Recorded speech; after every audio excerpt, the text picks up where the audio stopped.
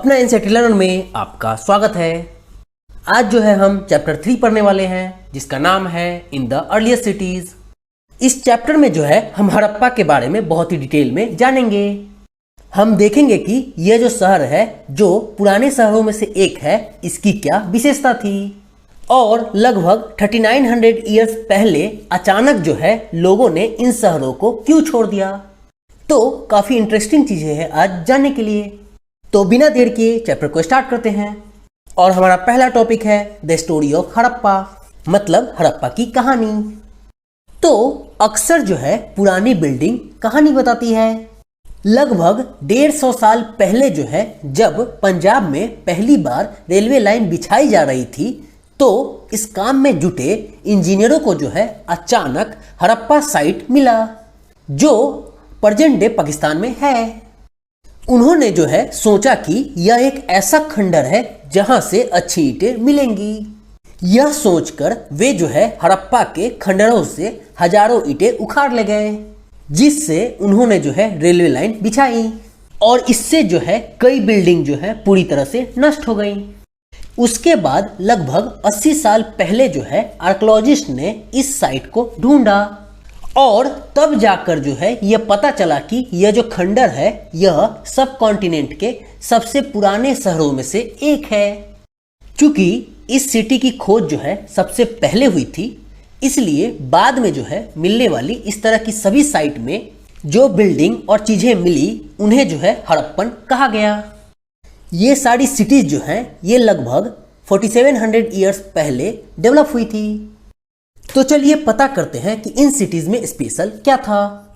तो इन शहरों में जो है कई को 2 या उससे ज्यादा हिस्सों में मतलब पार्ट्स में जो है डिवाइड किया गया था।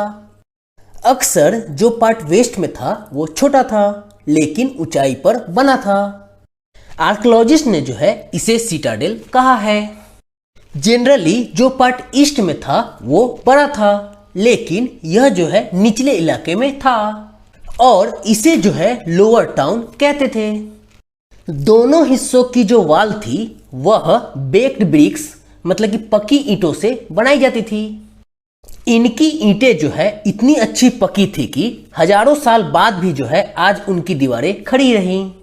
दीवार बनाने के दौरान जो है ये ब्रिक्स को इंटरलॉकिंग पैटर्न में लगाते थे जिससे वाल जो है बहुत ही स्ट्रांग बनती थी। वहीं दूसरी ओर कुछ सिटीज की बात करें तो स्पेशल बिल्डिंग भी कंस्ट्रक्ट किया गया था सिटाडेल पर। एग्जाम्पल के तौर पर बात करें तो मोहनजोदारो में जो है एक स्पेशल टैंक जिसे आर्कियोलॉजिस्ट जो है ग्रेट बाथ कहते हैं वो बनाया गया था। इस तालाब को जो है बनाने में ईंट और प्लास्टर का इस्तेमाल किया गया था और इसको जो है वाटर टाइट बनाने के लिए प्लास्टर के ऊपर चारकोल की परत चढ़ाई गई थी।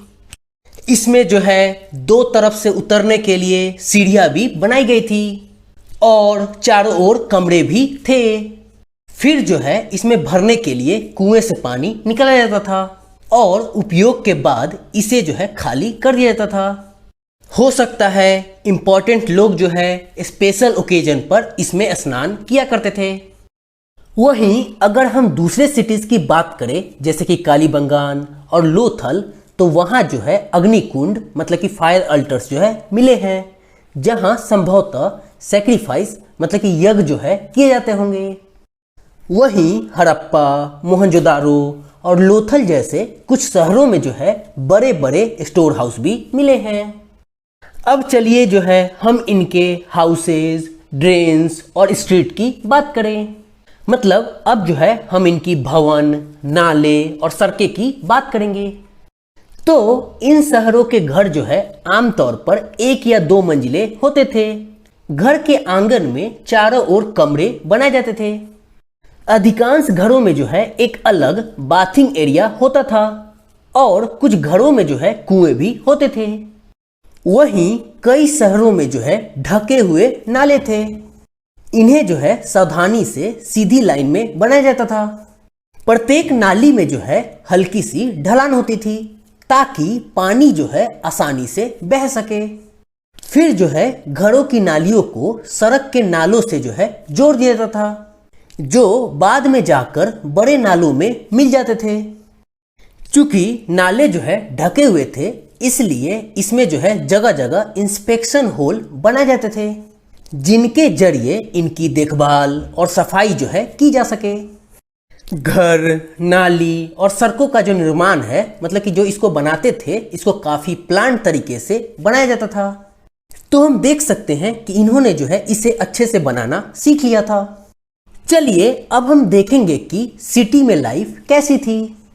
तो हड़प्पा के शहरों में जो है बड़ी हलचल रहा करती होगी। यहाँ पर जो है ऐसे लोग रहते होंगे जो शहर की स्पेशल बिल्डिंग बनाने की योजना में जुटे रहते थे। ये जो है संभवतः यहाँ के रूलर्स थे।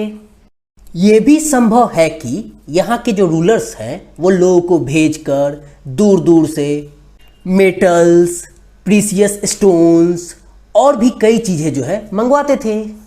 और ये भी हो सकता है कि जो भी मोस्ट वैल्यूएबल ऑब्जेक्ट होते होंगे, जैसे कि गोल्ड और सिल्वर के ऑर्नामेंट्स और जो ब्यूटीफुल बीड्स होती थी, उनको जो है अपने पास रखते होंगे।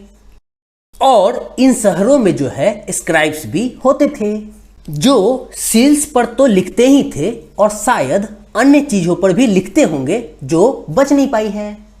इसके अलावा शहरों में जो है मेन वुमेन क्राफ्ट पर्सन भी थे, जो अपने घरों में या फिर स्पेशल वर्कशॉप पर जो है तरह तरह की चीज़ें बनाते होंगे। इसके अलावा लोग जो है लंबी लंबी ट्रैवलिंग भी करते थे और वहाँ से काम की चीज़ें जो है लाते थे और साथ ही साथ वहाँ की कहानियाँ भी लाते थे। इन सब के अलावा मिट्टी से बने कई खिलौने भी मिले हैं, जिन्हें बच्चे जो है खेलते होंगे। अब हमारा अगला टॉपिक है new crafts in the city. तो अब हम शहरों में नए क्राफ्ट्स देखेंगे। आइए अब जो है हम ऐसी चीज़ों के बारे में स्टडी करें जो हड़प्पा के शहरों में प्राप्त हुई है।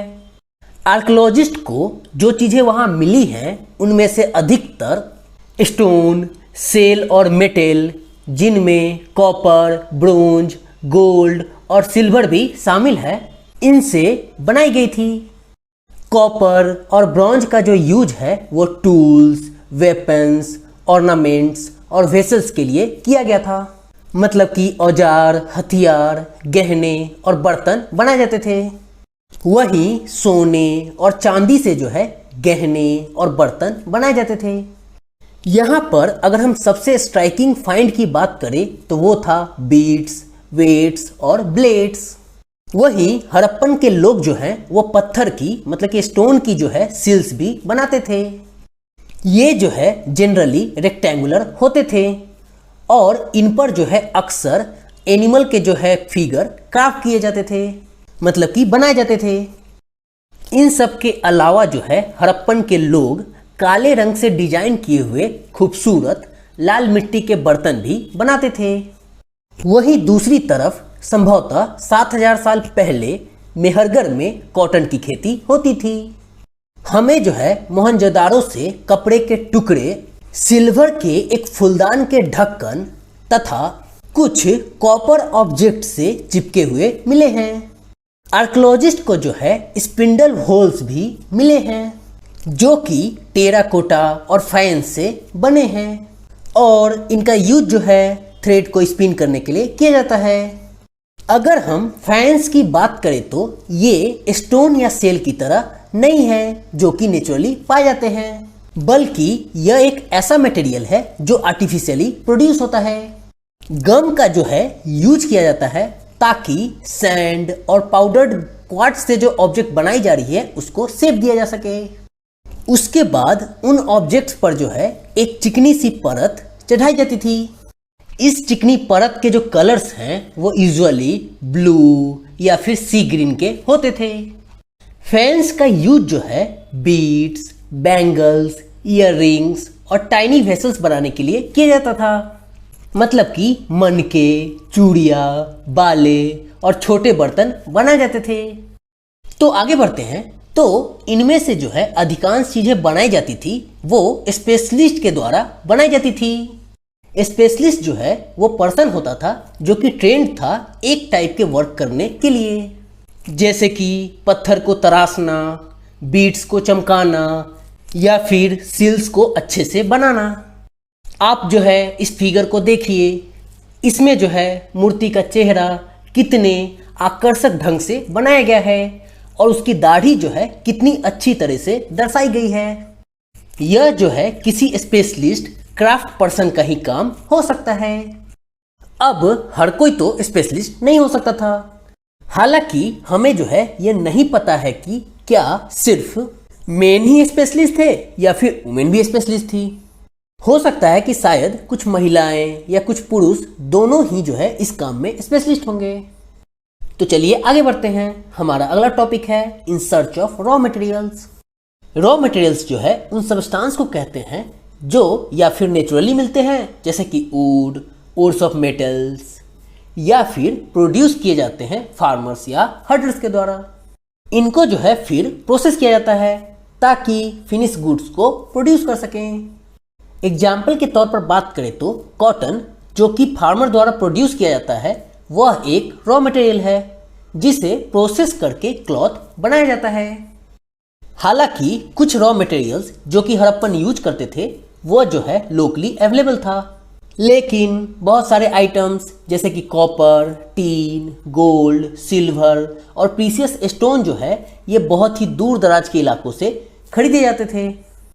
हड़प्पन के लोग जो है कॉपर प्रेजेंट डे राजस्थान से या फिर वेस्ट एशिया में ओमान से इंपोर्ट करते थे।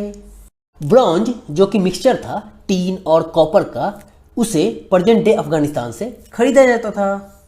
अगर हम गोल्ड की बात करें तो वो जो है प्रेजेंट डे कर्नाटका से आता था, और अगर हम प्रीशियस स्टोन की बात करें तो वो जो है प्रेजेंट डे गुजरात, ईरान और अफगानिस्तान से आता था।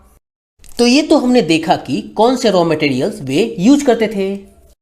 अब हम बात करेंगे food for people in the cities.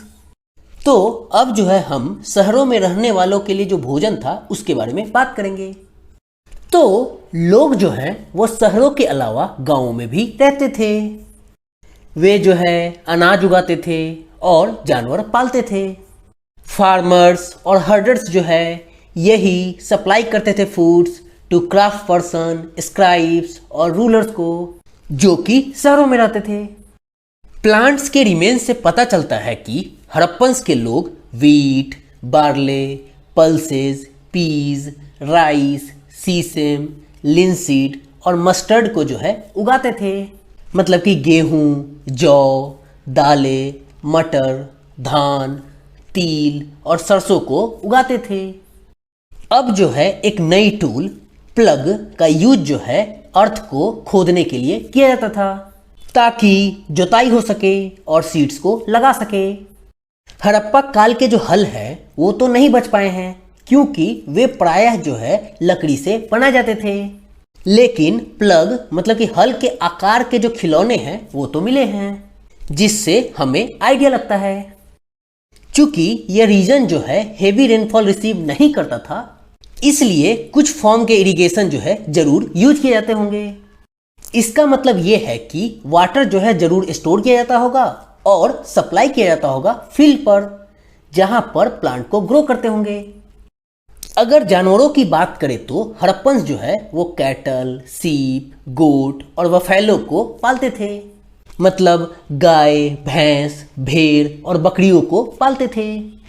बस्तियों के आसपास जो है वाटर और पैस्चर जो है होते थे, लेकिन ड्राई मंथ में जो है एनिमल्स के झुंड को चारा पानी की तलाश में दूर दूर तक ले जाया जाता था। वे जो है बेर जैसे फलों को इकट्ठा करते थे, मछलियां पकड़ते थे और हिरन जैसे जानवरों का शिकार भी करते थे। तो ये तो हमने उनके भोजन के साधन देखे। अब जो है हम एक क्लोजर लुक देंगे हड़प्पन टाउन्स इन गुजरात। तो ये जो सिटी है धोलावीरा का, ये रन ऑफ कच्छ के खादीर बेट पर लोकेटेड था, जहां पे फ्रेश वाटर और फर्टाइल सॉइल थे।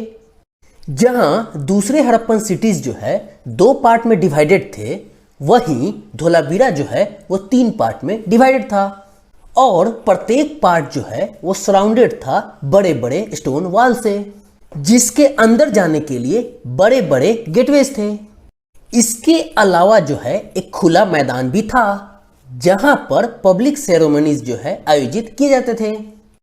दूसरे फाइंड की बात करें तो यहां पर बड़े बड़े लेटर मिले हैं हड़प्पन स्क्रिप्ट के, जो कि व्हाइट स्टोन पर जो है खुदे गए थे और संभवतः लकड़ी में जरा गया था।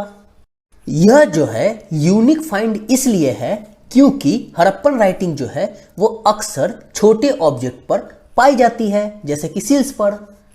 वहीं गुजरात के गल्फ ऑफ खंबाट में मिलने वाली साबरमती की ट्रिब्यूटरी के किनारे एक लोथल शहर जो है बसा था।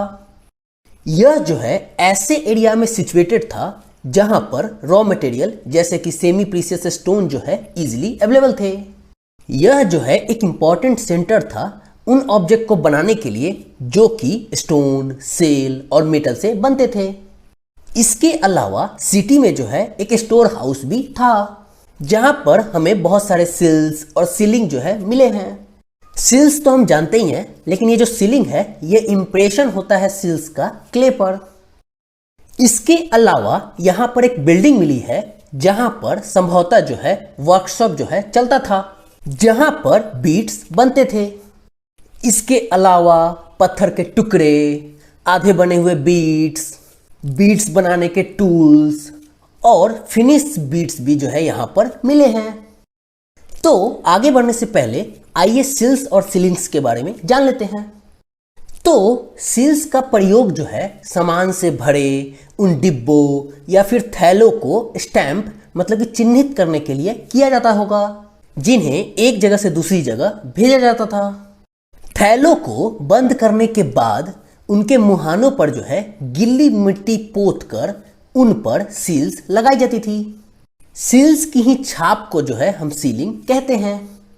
अगर ये इंप्रेशन मतलब कि जो छाप है वो टूटी हुई नहीं होती थी तो ये साबित हो जाता था कि सामान के साथ कोई छेड़छाड़ नहीं हुई है।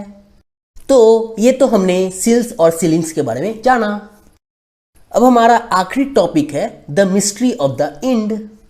तो अब जो है हम देखेंगे कि यह जो सभ्यता थी इसके अंत का क्या रहस्य है।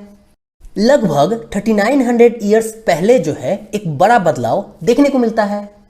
अचानक लोगों ने जो है इन शहरों को छोड़ दिया। राइटिंग, सील्स और वेट का जो है यूज बंद हो गया। दूर दूर से रॉ मटेरियल का जो आना था वो काफी कम हो गया। मोहनजोदाड़ो में जो है सड़कों पर कचरे के ढेर बनने लगे। ड्रेनेज सिस्टम जो है नष्ट हो गई और सड़कों पर भी जो है लेस इंप्रेसिव जो घर है वो बनने लगे। तो अब ये सवाल उठता है कि यह सब क्यों हुआ।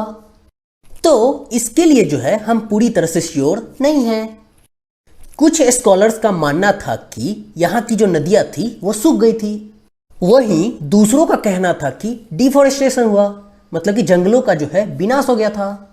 यह जो है इसलिए हुआ होगा क्योंकि ब्रिक्स को पकाने के लिए और कॉपर ओर्स को स्मेल्ट करने के लिए फ्यूल की रिक्वायरमेंट थी। इसके अलावा कैटल, सीप और गोट के बड़े बड़े झुंड ने जो है ग्रेजिंग के थ्रू ग्रीन कवर को खत्म कर दिया था। वहीं कुछ का कहना है कि कुछ इलाकों में बाढ़ आ गई, लेकिन इन कारणों से यह स्पष्ट नहीं हो पाता है कि सभी नगरों का मतलब कि सभी शहरों का जो है एक साथ अंत कैसे हो गया, क्योंकि बाढ़ और नदियों के सूखने का जो असर है कुछ ही इलाकों में हुआ होगा। ऐसा लगता है कि रूलर्स का जो कंट्रोल है वो खत्म हो गया। जो भी हुआ हो, चेंजेस का जो इफेक्ट है वो साफ दिखाई देता है। प्रेजेंट डे पाकिस्तान के सिंध और वेस्ट पंजाब की जो बस्तियां हैं वो जड़ गई थी और कई लोग जो हैं ईस्ट और साउथ के इलाकों में नई और छोटी बस्तियों में जाकर बस गए। और फिर बाद में हम देखते हैं कि 1400 साल बाद जो है न्यू सिटीज इमर्ज होने लगी। इनके बारे में हम बाद के चैप्टर्स में पढ़ेंगे। इसके साथ ही ये चैप्टर कंप्लीट होता है, लेकिन जाने से पहले आइए कुछ एक्स्ट्रा इन्फॉर्मेशन ले लेते हैं जो कि इस चैप्टर के लास्ट में दिया गया है। तो आज हम इजिप्ट के बारे में कुछ जानेंगे। तो नाइल नदी के आसपास वाले इलाकों को छोड़ दिया जाए तो इजिप्ट का जो अधिकांश भाग है वो रेगिस्तान है, मतलब कि ड्राई डिजर्ट है। लगभग 5000 साल पहले जो है इजिप्ट पर किंग रूल करते थे। ये किंग जो है अपने आर्मी को बहुत ही दूर दूर भेजते थे ताकि गोल्ड, सिल्वर, आइवरी, टिम्बर और प्रीशियस स्टोन ला सकें। इसके अलावा इन्होंने जो है ह्यूज टॉम्ब्स बनाए हैं, मतलब कि मकबरा बनाया है, जिन्हें पिरामिड के नाम से जाना जाता है। जब ये राजा जो है मर जाते थे तो इनके बॉडी को जो है इन्हीं पिरामिड में दफना कर प्रिजर्व किया जाता था। इन्हीं प्रिजर्व बॉडी को जो है ममीज कहा जाता है। इन बॉडीज के साथ जो है और भी अनेक चीजें दफनाई जाती थी। इनमें था फूड और drink, cloth, ornaments, utensils, musical instrument, weapons और एनिमल्स। कभी कभी तो बॉडीज के साथ जो है उनके सर्विंग मेन और वुमेन को भी दफना दिया जाता था। यह जो दफनाने की परंपरा है यह पूरे वर्ल्ड हिस्ट्री में सबसे ज़्यादा एलाबोरेट है। इसके साथ ही ये कुछ एक्स्ट्रा इन्फॉर्मेशन वाला पोर्शन भी खत्म हो गया। अब हम कुछ इंपॉर्टेंट डेट्स के बारे में जानेंगे जो कि इस चैप्टर से रिलेटेड इंपॉर्टेंट है।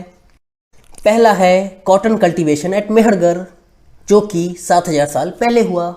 सेकेंड है बिगनिंग ऑफ सिटीज़ जो कि लगभग 4700 ईयर्स पहले हुआ। अगर थर्ड की बात करें तो वो था beginning of end of this cities जो कि लगभग 3900 ईयर्स पहले हुआ। और फोर्थ डेट जो कि आखिरी है वो था इमर्जेंस ऑफ अदर सिटीज़ जो कि लगभग 2500 साल पहले हुआ था। तो इसके साथ ही ये चैप्टर पूरी तरह से कंप्लीट होता है। अगर आपको इस चैप्टर से रिलेटेड कुछ क्वेश्चन पूछना हो तो आप नीचे कमेंट बॉक्स में अपना क्वेश्चन डाल सकते हैं। आपके क्वेश्चंस का जवाब जल्द से जल्द दे दिया जाएगा। और अगर आपको ये वीडियो पसंद आ रहा है तो इसे लाइक, शेयर और सब्सक्राइब करें। ठीक है, फिर मैं अगले चैप्टर के साथ मिलता हूँ। Thank you for watching this video.